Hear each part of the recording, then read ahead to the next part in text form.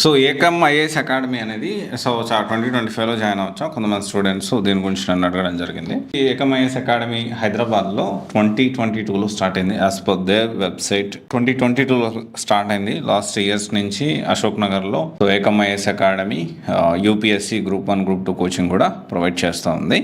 So ఇక్కడ ఒక విషయం ఏంటి అంటే, జనరల్గా ఒక స్టూడెంట్ నన్ను అడిగాడు. సో నేను కూడా మా రిలేటివ్లో ఒక అమ్మాయిని జాయిన్ చేపిద్దాం అనుకున్నప్పుడు సో ఆన్లైన్లో ఇంటర్నెట్ మొత్తం బ్రౌజింగ్ చేస్తూ ఉన్నాను. ఓకే, ఇంటర్నెట్ బ్రౌజ్ చేస్తున్న టైంలో ఏకమ్ ఐఏఎస్ అకాడమీ అంటే అడుగుతున్నారు, ఏకమ్ ఐఏఎస్ అకాడమీ బాగుందా, జాయిన్ అవ్వచ్చా, నన్ను కూడా కొంతమంది స్టూడెంట్స్ అడగడం జరిగింది.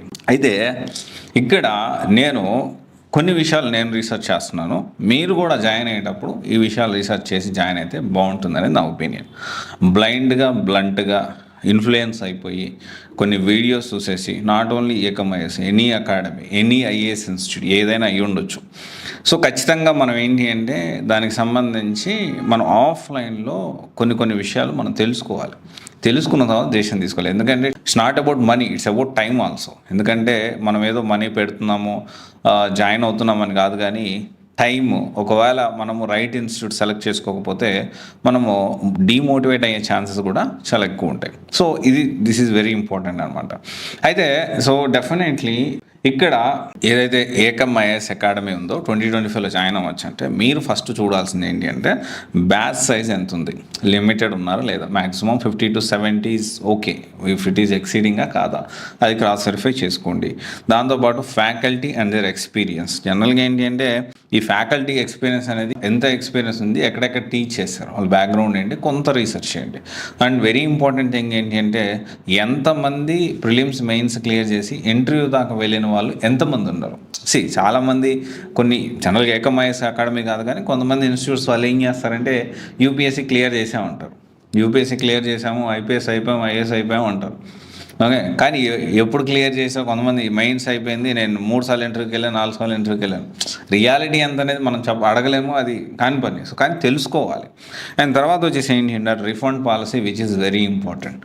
అనుకున్న టైంకి అనుకున్న ఊరికే ఫ్రీక్వెంట్గా ఫ్యాకల్టీస్ మార్చడం లేకపోతే ఎలాంటి టర్మ్స్ అండ్ కండిషన్స్లో రిఫండ్ పాలసీ ఇస్తారనే విషయం ఖచ్చితంగా తెలుసుకోవాలి.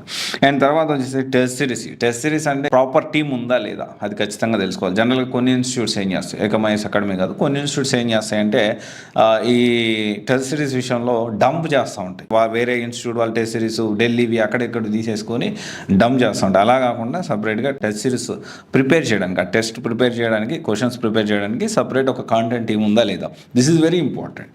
ఆ తర్వాత వచ్చేసి ఏంటి అంటే మెంటర్షిప్ అనేది ప్రొవైడ్ చేస్తున్నారు. మెంటర్షిప్ అనేది మాటలకే పరిమితం అయిందా, నిజంగా గైడ్ చేస్తున్నారా. తర్వాత యూపీఎస్సీ ర్యాంకర్స్ ఇప్పుడు ఎంతవరకు ఎండోర్స్ చేశారు. చాలామంది ఇప్పుడు ఈ మధ్య కాలంలో యూపీఎస్సీ ర్యాంకర్స్ కూడా కొంతమంది అన్ని ఇన్స్టిట్యూట్లకు పోతా ఉన్నారు. అలా కాకుండా నాకు సో ఏకమ్ ఐఏఎస్ అకాడమీ నుంచి నాకు పర్టికులర్గా మెయిన్స్లో హెల్ప్ అయింది, లేకపోతే నాకు ఇంటర్వ్యూలో హెల్ప్ అయింది.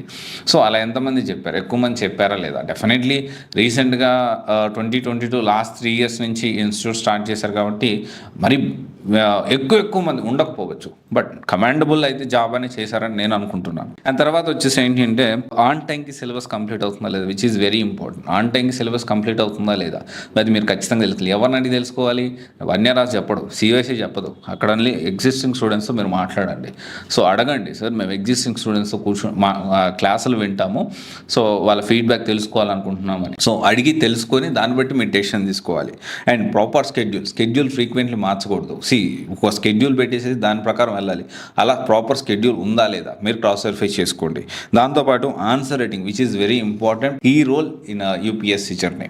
సో అది అవుతుందా లేదా అది కూడా మీరు ఖచ్చితంగా తెలుసుకోవాలి. దాంతోపాటు కరెంట్ అఫైర్స్, మెటీరియల్స్ ఇస్తున్నారా లేదా, స్టాండర్డ్ మెటీరియల్స్ లేకపోతే ఇన్స్టిట్యూట్ మెటీరియల్స్ అవన్నీ ప్రాపర్గా ఇస్తున్నారా లేదా, హ్యాండ్ అవుట్స్ ఇవన్నీ కూడా ఇస్తున్నారా లేదా. సో అది కూడా మీరు స్టూడెంట్స్ అడిగి తెలుసుకోవాలి. దీంతోపాటు వెరీ ఇంపార్టెంట్ థింగ్ ఏంటి అంటే ఫ్రీగా గ్రూప్ 1 అండ్ గ్రూప్ 2 ఇస్తున్నారా లేదా. ఈ రీసెంట్ డేస్లో యూపీఎస్సీతో పాటు చాలా ఇన్స్టిట్యూట్స్ గ్రూప్ 1 అండ్ గ్రూప్ 2, కొంతమంది యూపీఎస్సీతో పాటు ఓన్లీ గ్రూప్ 1 ఇస్తున్నారు, కొంతమంది యూపీఎస్సీతో పాటు గ్రూప్ 1 గ్రూప్ 2 కూడా ఇస్తూ ఉన్నారు. అవి ఇస్తున్నారు లేదు ఇవన్నీ మీరు తెలుసుకొని డెఫినెట్లీ మీరు ముందుకెళ్ళండి. And definitely Ekam IAS academy 2025లో బాగుందా అంటే బాగలేదని నేను చెప్పను, అలాగని బాగుందని చెప్పను. ఈ విషయాలన్నీ మీరు తెలుసుకోండి.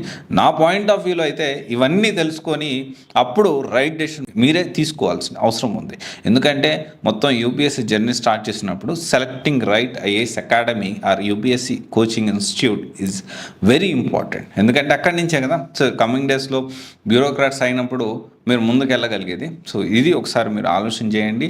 అండ్ డెఫినెట్లీ 2025లో అయినా 2026 అయినా సో ఇవన్నీ మనం తెలుసుకుంటే డెఫినెట్లీ బాగుంటుంది. సో తెలుసుకొని మీరు జాయిన్ అవ్వండి. కొంతమంది ఇన్స్టిట్యూట్స్ నాకు ఇన్ని ర్యాంక్స్ వచ్చాయి అని చెప్పుకుంటూ ఉంటారు. అది కరెక్ట్ కాదు. ఎందుకంటే చాలా వరకు ఈ మధ్య కాలంలో యూపీఎస్సీ ర్యాంకర్స్ని నమ్మలేని పరిస్థితి ఉంది కాబట్టి ఓకే, ఇదంతా ఆలోచించి రైట్ డెసిషన్ తీసుకోండి. Thank you. దిస్ ఇస్ రా సైనింగ్ ఆఫ్.